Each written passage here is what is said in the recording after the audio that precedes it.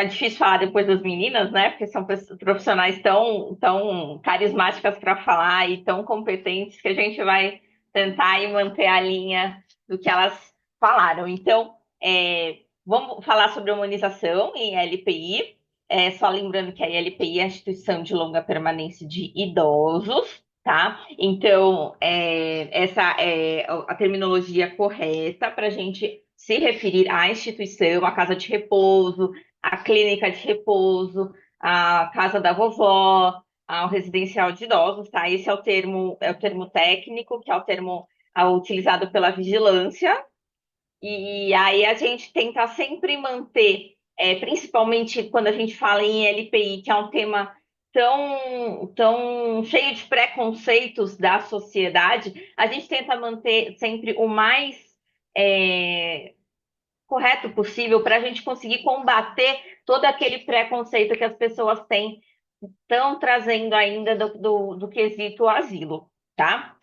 Uh, Hoje a ILPI é uma nova realidade para o Brasil, mas ela já é uma realidade antiga para os países desenvolvidos, tá? É, Idosos hoje no Brasil estão buscando as ILPIs com a ideia de envelhecer bem, de envelhecer assistido e não só de estar doentes, tá? E hoje os próprios idosos optam por ir para a ILPI. Naira, essa é a realidade do Brasil. Então, toda ILPI que eu for, eu vou encontrar isso. Ainda não. Nosso país ainda está em desenvolvimento, o nosso custo de vida ainda é um custo muito elevado para o idoso e a renda com que o idoso vive é muito baixa. Então, nós ainda temos aí esse perfil de majoritário de idosos que buscam quando estão doentes, mas lá temos já os que buscam pensando no bem-estar. E com a ideia de que isto se desenvolva cada vez mais e que a gente não tenha depósito de idosos, de velhos que ficam lá largados para morrer, isso a gente não vai ter mais. Nós temos toda uma fiscalização, nós temos uma normatização, regras para seguir para garantir um trabalho de qualidade, tá? Tanto que saiu no Netflix, né, no final do ano, essa série O Espião Infiltrado, que é uma série de comédia que é bem bonitinha, acho que muitos já devem ter assistido. E depois, essa semana, inclusive, pessoas leigas vieram me falar assim: Nossa, eu assisti uma série muito bonitinha, de casa de repouso. É assim mesmo? Eles saem, eles passeiam, eles têm bingo, eles namoram, eles bebem. É isso mesmo? É isso mesmo.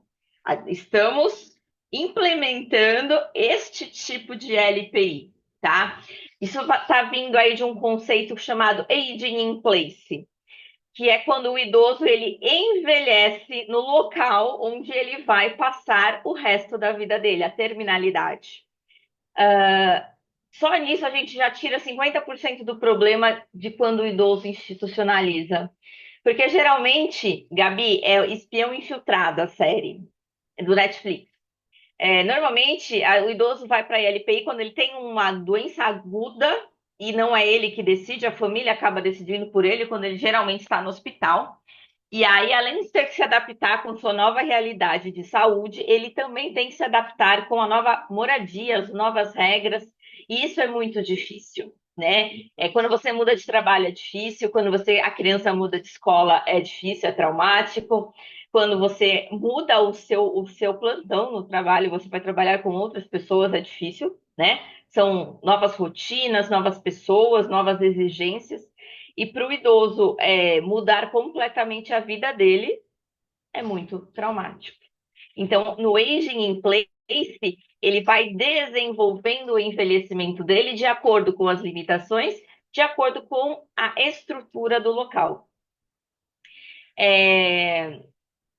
Hoje, a gente segue o conceito de residência, tá? Então, quando você for falar comercialmente de uma ILPI, o termo mais correto seria o residencial de idosos, tá? Porque não é uma casa de repouso, não é onde ele mora para repousar, e nem uma clínica de repouso, porque ele não está doente, e nem repousando por estar doente. Tá? A gente trabalha com o conceito de residência, então ele traz para dentro dessa nova residência todas as peculiaridades dele, as preferências.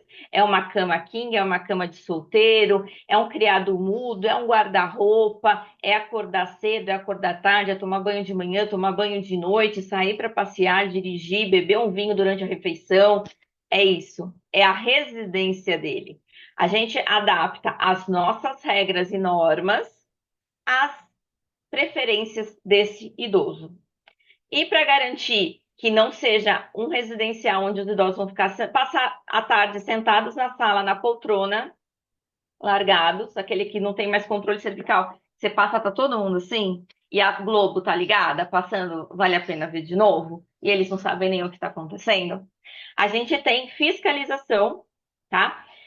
É uma fiscalização contínua, anual. Cada órgão faz aí uma rotina de fiscalização. Então, nós respondemos para a Promotoria do Idoso, para a Prefeitura, para o Grande Conselho Municipal do Idoso, para garantir que o idoso vai ter tudo lá dentro. Até espaço de lazer e jardim, nós temos que oferecer para esse idoso. Tá? Quando a gente vai montar uma casa, por isso que é algo tão caro a gente manter uma mensalidade. Porque nós temos que pensar em tudo você faria na sua casa? Seria para o jardim, seria para o quintal, você iria para a churrasqueira, você chamaria seus amigos para tomar uma cerveja no quintal, no calor. Então, vamos oferecer isso para o idoso também, tá? É, existe ainda muito a se melhorar. Por não ser uma instituição de saúde, sim uma instituição residencial, não existe a exigência de ter os fisioterapeutas por lá. Assim como não tem a exigência de ter outros profissionais de uma equipe interdisciplinar. E isso acaba deixando brechas por onde as instituições mercantilizam esse cuidado e acabam deixando de oferecer coisas que seriam muito benéficas para o idoso. Então, a fisioterapia de forma preventiva é muito benéfico, mas são poucas as que oferecem isso no pacote de residência para esse idoso. Mas como que nós podemos melhorar essa situação? As instituições que disponibilizam isso, o profissional tem que se destacar, tem que oferecer um trabalho diferenciado para que outras concorrentes no mercado tentem buscar a mesma qualidade de serviço. Nessa nova realidade, ele vai sair, ele vai namorar, e a gente vai conversar com esse idoso sobre tudo, sobre IST, sobre ser sexualmente ativo, sobre medicação, sobre medo, sobre tristezas, sobre os próprios preconceitos dele, sobre terminalidade, o que ele gostaria que fosse feito com o término de vida dele, depois do óbito, tá? Ah, só que, como eu disse que é algo que está em transição, é uma nova realidade, ainda no geral temos aspectos muito negativos da institucionalização.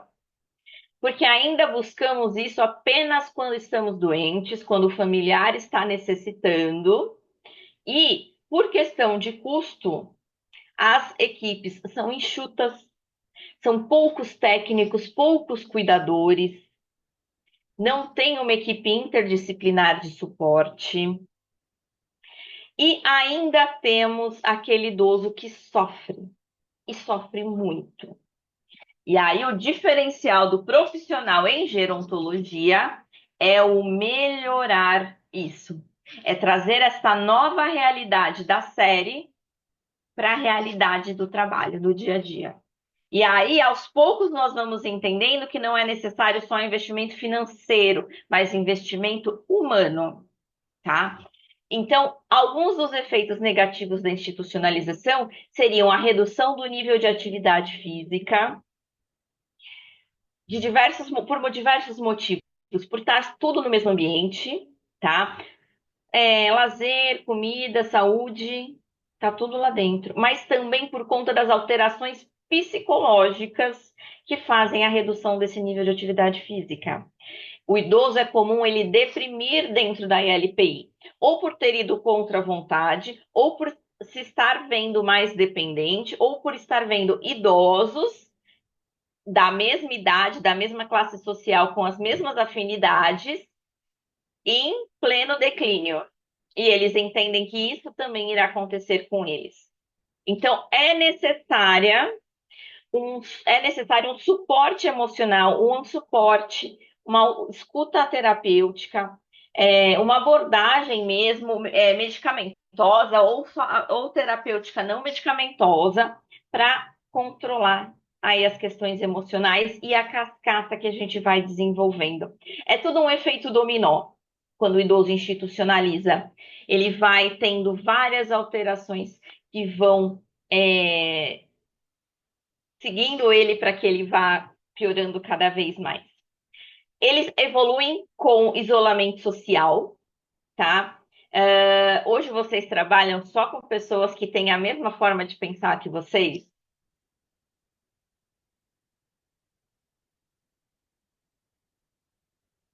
Não, não. É, hoje vocês trabalham com pessoas que têm os mesmos preconceitos, os mesmos conceitos éticos e morais que vocês?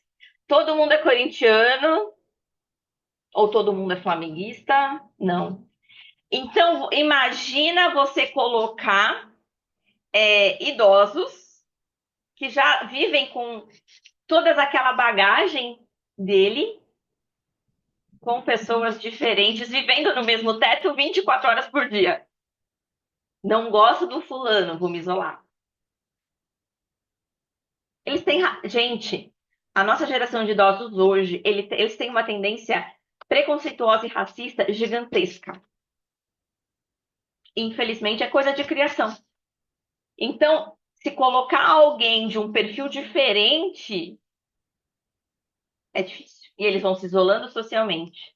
Olha o trabalho da equipe aí de aproximar os semelhantes, de manejar as divergências. Tem briga de sair tapa, tapa. Não vou almoçar ao meio-dia porque o fulano almoça ao meio-dia e ele vai de bermuda.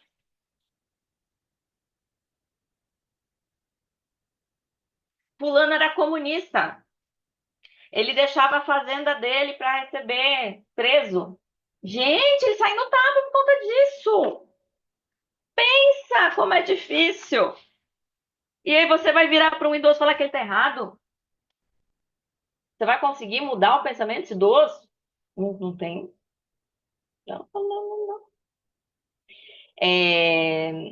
Tem não, gente. É difícil. Então a gente tem que estar presente para evitar esse isolamento social, tá?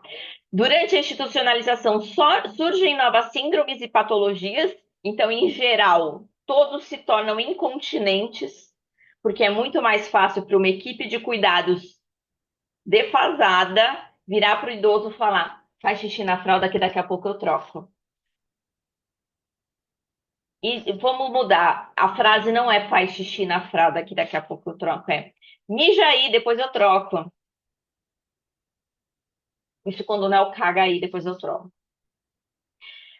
Geralmente isso também vem com uma grosseria, né? Tô ocupada, caramba, fica chamando o dia inteiro. Então, é difícil, né? Ah, eles acabam evoluindo com continência porque eles não pedem para não levar o coice e eles acabam por comodismo fazendo, né? O banheiro é longe, o banheiro é difícil, eu não conheço a casa ainda o suficiente, eu tenho medo de ir, tenho medo, tá? Gente, as pessoas têm medo do desconhecido.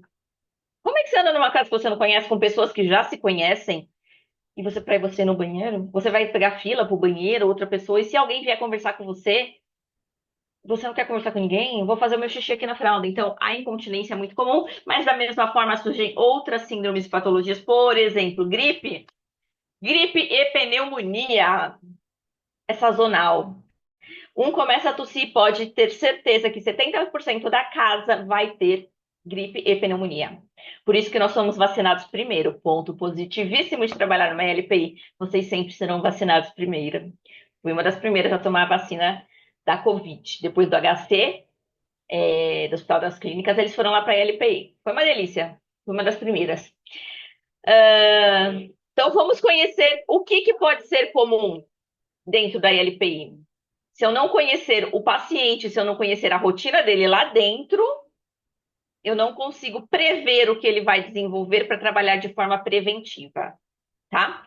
Aumento da dependência acontece por diminuição do nível de atividade, alteração emocional, e aí isso vai gerando aí a cascata, o efeito dominó de perda de força, perda de sensibilidade, perda de equilíbrio, lentificação de reflexos e a piora cognitiva.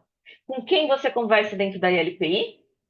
Vocês sabem com quem que eu estou vendo aqui várias pessoas falando sobre experiências em LPI, ou suas experiências, ou de seus parentes. Eu não estou conseguindo ler tudo. Respondendo a pergunta, sim, em São Paulo não é obrigatório, tá, ter nenhum profissional da equipe interdisciplinar, psicólogo, TO, odonto, nada, tá? Isso é a RDC, tá? A norma regulamentadora da vigilância sanitária, ela é nacional, tá? O Ministério, a Promotoria do Idoso aí do Rio pode cobrar a presença do físio, aí é uma cobrança à parte, mas a vigilância, que é quem dá o aval para aquela casa funcionar, não existe, tá? Vocês sabem com quem que o idoso conversa na LPI? Com quem ele troca experiências? Com quem ele aprende?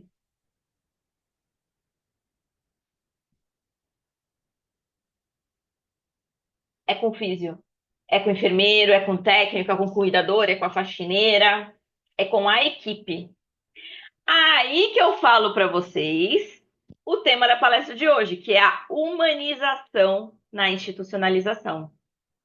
Porque se esse processo de institucionalização for bem manejado, traz benefícios gigantescos, como interação social.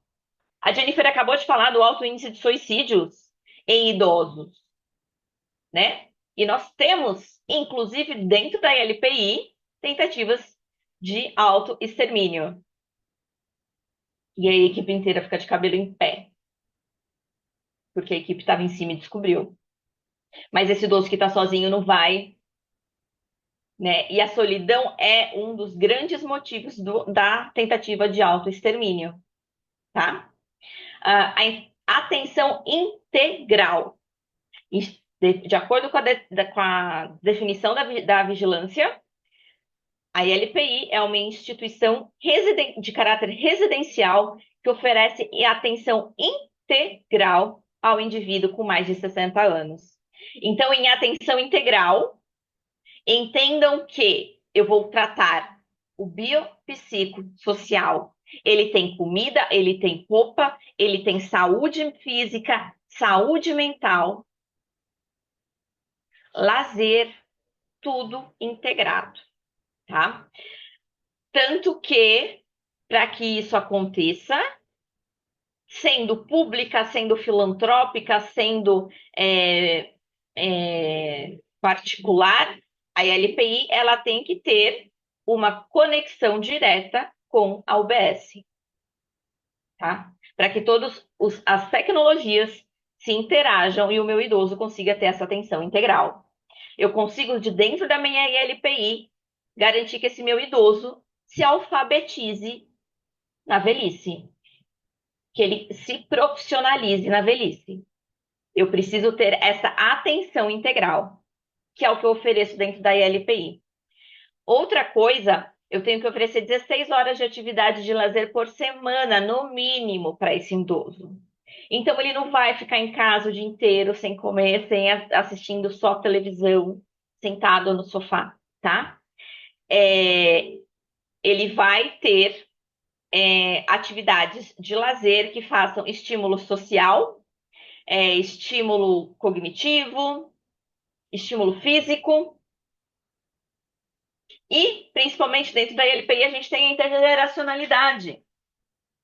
São idosos, por mais que a gente pense que são todos idosos, a gente tem o idoso de 100 e o idoso de 60, tá? São gerações diferentes. Eles não cresceram na mesma época. Um viveu a guerra, o outro não. E a gente tem a intergeracionalidade da equipe com o idoso. Débora, pode haver sim a transição. A gente tem o centro de atenção ao idoso, da saúde em saúde pública, mas também os particulares. Então, o idoso pode frequentar centros dia, até mesmo muitos das ILPIs oferecem o serviço de centro-dia dentro no mesmo espaço para facilitar essa transição. Mas geralmente não tem essa transição, tá? Porque isso é custoso, é muito individual, não tem um protocolo para isso. Simplesmente é pegando as particularidades, fazendo uma avaliação geriátrica ampla, pegando quais são as necessidades desse idoso e acolhendo ele dentro dessa nova realidade. Nai, 5 minutinhos. Oi, tá. Para que eu passe disso daqui, efeitos negativos para os efeitos positivos, a gente tem que ter humanização. Eu tive uma aluna, nós tivemos todos nós aqui, os nossos professores daqui, tiveram a Janaína Martins, acho que Fisio Idoso, alguma coisa assim, Fisiogeriatria. Foi nossa aluna da primeira turma e se tornou também uma professora, uma influencer em geriatria. E um dia ela falou para mim que humanização não era diferencial, é obrigatoriedade. E de fato, é uma obrigatoriedade, mas não é praticável em todos os lugares. Né? Não é todo profissional que é humanizado, e você também não é humanizado 24 horas por dia. Não é. Eu vou falar para vocês, quando estou precisando de férias, estou ficando cansada, eu perco a paciência com eles, minhas condutas ficam meio pobres, acabo fazendo sempre o mesmo exercício, eu acabo esquecendo o nome deles. Na hora que sabe que você vai chamar, fala assim, tá no grupo, aí você olha e fala, Dona Maria, levanta mais alta a perna, que dá aquele branco. Exatamente, Viviane. A humanização exige demais, porque a humanização não é apenas para o paciente, tá? A humanização. Meu Deus, travou meu slide. A humanização. Ai, que droga. Calma, gente. Vamos lá. Eu acho que foi o meu HD externo que deu uma saída aqui. Calma. Voltando. A humanização, tá? De acordo com o Humaniza SUS, ela não é uma prática direcionada apenas para o paciente. É uma prática direcionada para todos os envolvidos. Todos. Todos. Então, aquela empresa, aquela equipe que contrata 3 técnicos de enfermagem para 30 idosos e quer que você trate muito bem todos os idosos, ele não está te dando condições para isso. Não é um trabalho humanizado, tá? A gente tem que lutar para ter condições de trabalhar de forma humanizada, para que aí sim eu consiga tratar todos os meus residentes, e lembrem-se, são residentes e não são pacientes, tá? Eles não estão doentes, eles residem naquele local. Enquanto estão dentro da sessão de fisioterapia, sim, podem ser o seu paciente naquele momento, mas nos outros momentos ele é um residente. Naira, aqui qual é a diferença disso? A diferença disso, eu estou tentando compartilhar meu slide de novo, tá, gente? A diferença disso é que o residente, ele escolhe o que está sendo feito com ele, tá? Ele é uma parte ativa do cuidado. Tá? Eu trouxe para vocês alguns conceitos, alguns tópicos do conceito de humanização. Então, é quando a gente entende cada pessoa como um indivíduo único e entende a necessidade específica de cada um. É desta forma que eu vou conseguir fazer a minha transição de residência de forma adequada. Que nem. Eu esqueci o nome da aluna que me perguntou. A Débora. É, é isso, Débora. Então eu vou entender, vai chegar o seu João. O seu João, vamos lá, seu João, me fala. O senhor veio para cá porque o senhor quer? Senhor, como é que o senhor gosta de ser chamado? É seu João, é Johnny, é Jô, é senhor Souza? Como o senhor gosta de chamar? Por que o senhor veio para cá? O senhor gosta daqui? O senhor queria vir para cá? O senhor escolheu? O senhor tem medo? Qual é a sua expectativa? É isso, qual é a necessidade específica dele? Aí eu vou conseguir fazer uma transição adequada, menos traumática, mas sempre traumática. Sempre, gente. Quando sua mãe mudava você de escola, ou quando você passou do fundamental para o colegial, você ficou com medo. Vai ser a mesma coisa. Mas faz parte do ser humano. Por isso que a equipe toda ouvindo é essencial, tá? Eu preciso criar condições para que o paciente seja autônomo dentro da LPI, então que ele escolha o que vai ser feito com ele. Vocês perguntam para o paciente de vocês: o que nós vamos fazer hoje?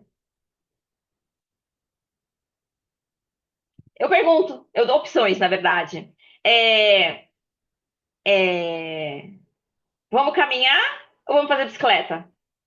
Detalhe, a caminhada é na rua. Vamos caminhar ou vamos fazer bicicleta? Putz, hoje eu tô chato, viu? Um paciente que nunca me falou isso na vida. Caminha, corre, trota. O senhor tá chato? Tô. Então vamos sentar? Vamos conversar? Vamos conversar, vamos ouvir uma música? É uma opção? É terapêutico? É terapêutico.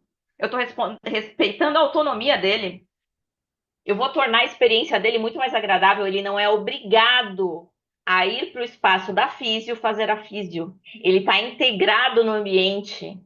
Eu estou fazendo a fisioterapia onde ele precisa, que é na rua, que é no jardim, certo? Eu preciso ter uma relação de respeito com o próximo. E com o próximo, entendam, não é só com o paciente, é com a família e é com o próprio técnico de enfermagem, com o cuidador. Aquele que você falou que o paciente estava com a fralda suja, ele olhou para você de cara virada e você falou assim: não é meu trabalho limpar a fralda de ninguém. Cadê o respeito? Não tem. Por que ele não vai trocar a fralda do seu João? Será que é porque é pesado levar ele até o banheiro? Ou será porque a outra tá na hora do almoço? Então eu te ajudo. Eu ponho ele na cadeira de banho para você. Vamos lá. Se precisar dar banho, eu pego a roupa. Você vai dando banho, eu vou no quarto e separo a roupa. Respeitar o colega. Vocês já imaginaram o quanto é pesado para eles trocar a fralda de 30 idosos? Porque geralmente para o cuidador ele não entende que trocar a fralda é uma oferta de dignidade, ele entende apenas isso como um cuidado geral, um hábito, uma rotina. Não, trocar a fralda é dignidade, é higiene, é saúde. Ele às vezes não entende. Então, qual que é a demanda da tua equipe também?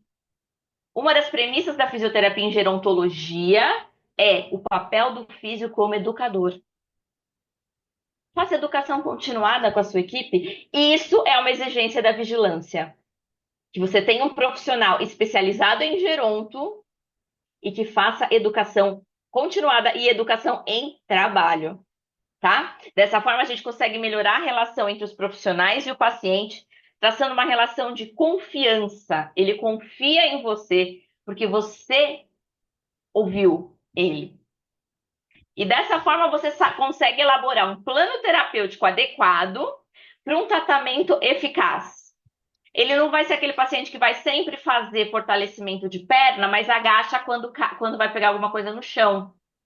Qual que é a diferença? Quando ele pega alguma coisa no chão, ele tem que fazer uma flexão muito maior de joelho e quadril, e aí eu não quero só coxa, não era só o leg press e a cadeira extensora, é glúteo.